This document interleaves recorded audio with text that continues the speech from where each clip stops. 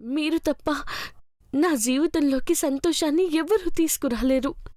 మీ ఆశీర్వాదం వల్లే, మీరు జాలిపడ్డం వల్లే నేను బతుకుతాను, బావుంటాను అని తెలుసు.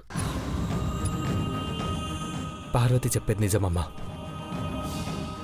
మీరు ఆశీర్వదిస్తేనే తనుంటుంది. ఈ ఇంట్లోనే ఉండిపోతే పరిస్థితులు మరోలా ఉంటాయి కదా పెద్దబాబు. పార్వతి అయిష్టంగా గడప దాటితే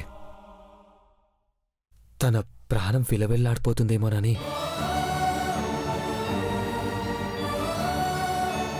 సరే, బలవంతంగా ఆడపిల్లని ఇల్లు దాటించకూడదు. పార్వతి మొహంలో చిరునవ్వు చూసిన రోజు ఒక ఇంటి కోడల్ని చేద్దాం. అప్పటి వరకు చూద్దాం.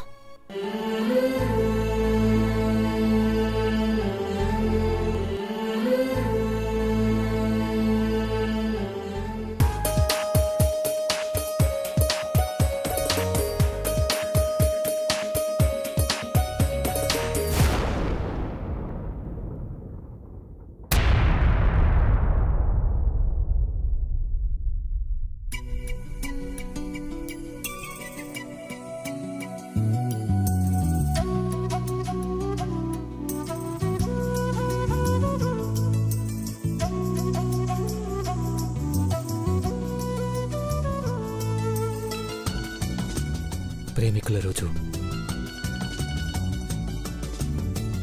నీకి ముద్దమందారం చేతికిస్తూ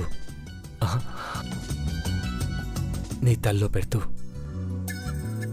నీ కళ్ళలో సంతోషాన్ని, పెదాలపైన చిరునవ్వును చూడాలి పార్వతి.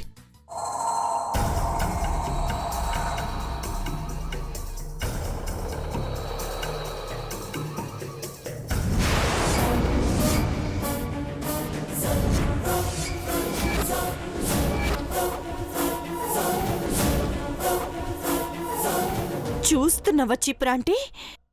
చూస్తున్నా.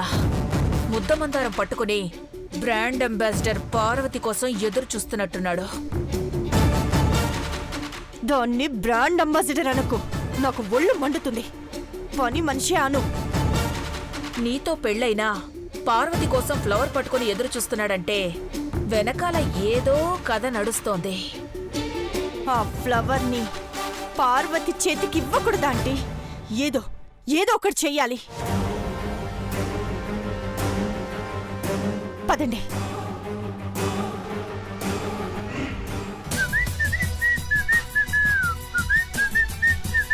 చూసావా నీలాంబరి, చిన్నబాబు ఏర్పాట్లు అదరకొట్టేశాడు.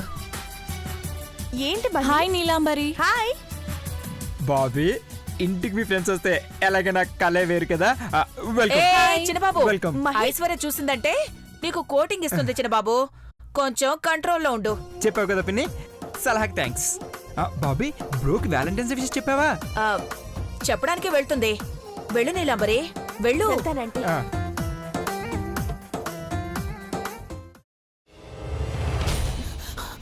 నువ్వు ఇంకేమన్నా చెప్పాలా? ఇంకేమన్నా అబద్ధం చెప్పాలనుకుంటే చెప్పేయి. నేను చూడాలనుకుంటున్నాను నన్ను మోసం చేయడానికి నువ్వు ఎంత నీచానికి దిగజారగలవు అని. ఎందుకు ఆలియా, ఎందుకు నువ్వు ఇలా చేసావు? నీకు తెలుసు కదా నానమ్మ తర్వాత నీ ఒక్కదానిని కదా నేను పూర్తిగా నమ్మేది. ఏమన్నావు నువ్వు? ఈ మధ్య అన్నిటినీ మర్చిపోతున్నావా? అది చాలు. వాటిలో ఉన్న శక్తి విషయాన్ని గ్రహించి మనకు వివరిస్తాయి.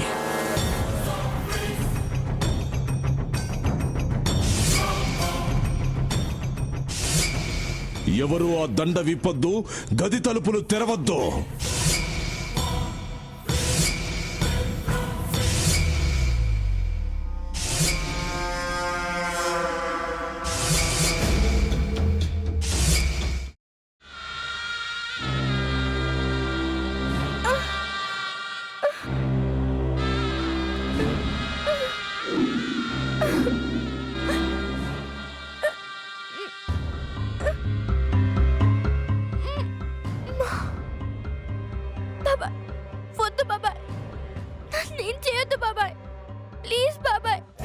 నీకు నిజం తెలిసినప్పుడే నా ఆలోచనలో నువ్వు చచ్చిపోయావు.